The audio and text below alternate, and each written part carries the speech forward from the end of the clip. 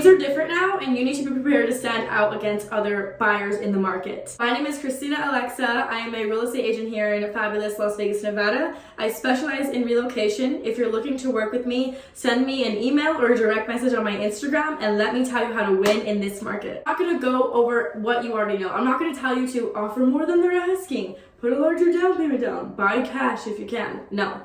Duh. No.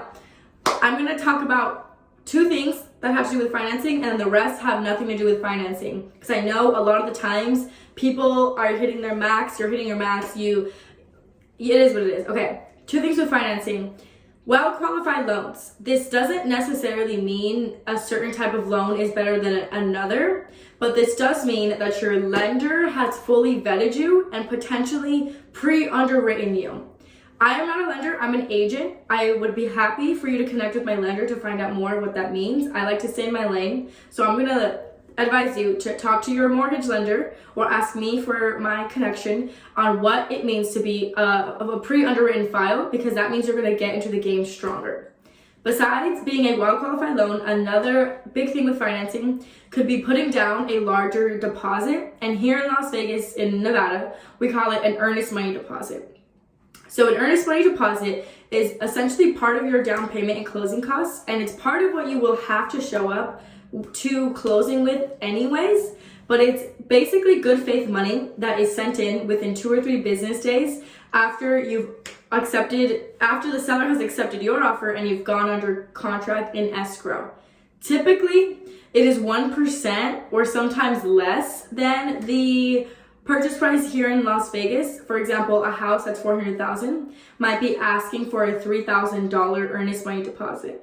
It would be really amazing, since you should already have this money in your accounts as you're going to take it to closing, if instead of putting down that $3,000 earnest money, you send maybe $5,000 earnest money, if you can and it's feasible, because this is telling the sellers, look at how ready I am, look at how committed I am, and I am ready to perform. Okay, so you got your finances squared away, you're doing your best you can in that category. If you can offer money, what's next?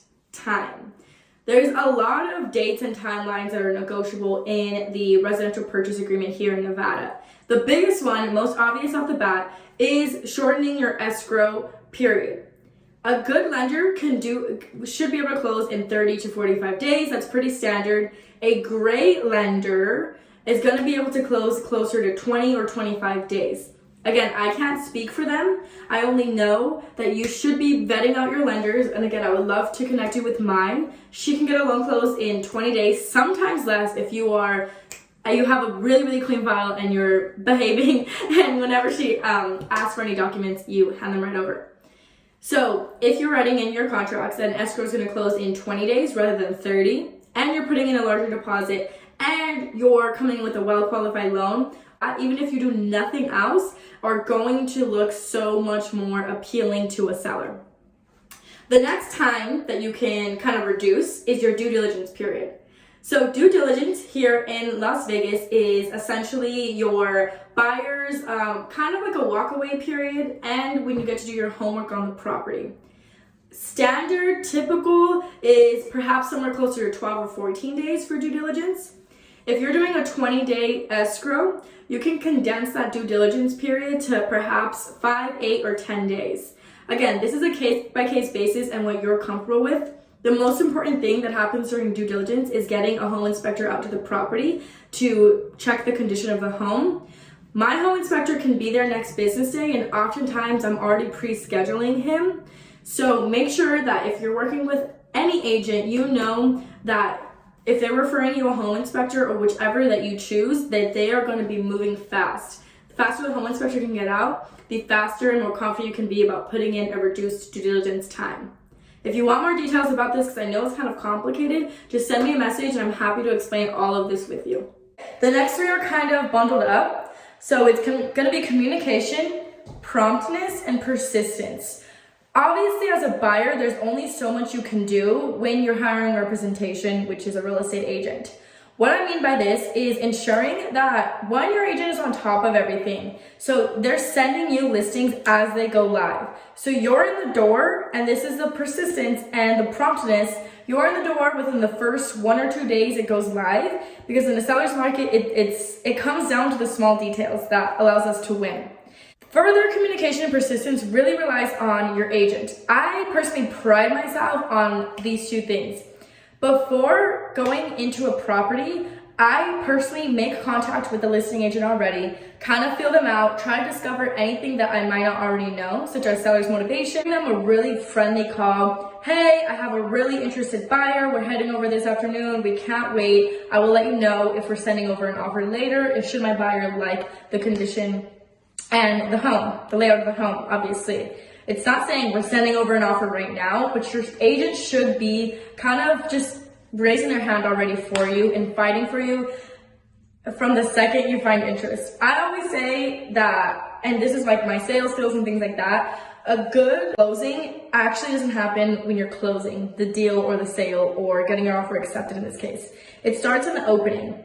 So if your agent is opening up that connection with the listing agent right off the bat, super early on, before they even decide that you like the home, it's obviously going to stand out versus other agents. Furthermore, it is a really, really good idea if you have your lender, your mortgage lender, the person who's actually giving you the loan, reach out to the listing agent as well. And again, you have to let your agent know that you like this. If you work with me, I already do this. Reach out to the listing agent and basically just kind of give them a rundown of who you are as a borrower and let them know that you're very well qualified. It's a well qualified loan. It would be a seamless process should you open escrow, and the lender, this is the lender talking, has full confidence in you to perform as a buyer. All of this communication and persistence and promptness is going to make you stand out and look so good to the listing agent. They're gonna have to tell the seller, hey, I know there's 3 offers on the table, for example, but this agent right here seems like we're gonna be in a really good relationship and it's gonna be easy peasy. Who doesn't wanna work with someone who's willing and able to perform, right? So that's something, if you're not hiring me, which you probably should, if you're not hiring me, make sure your agent is super communicative and prompt and your lender is all on your side and everyone is speaking the same language. That is a tip most people won't tell you.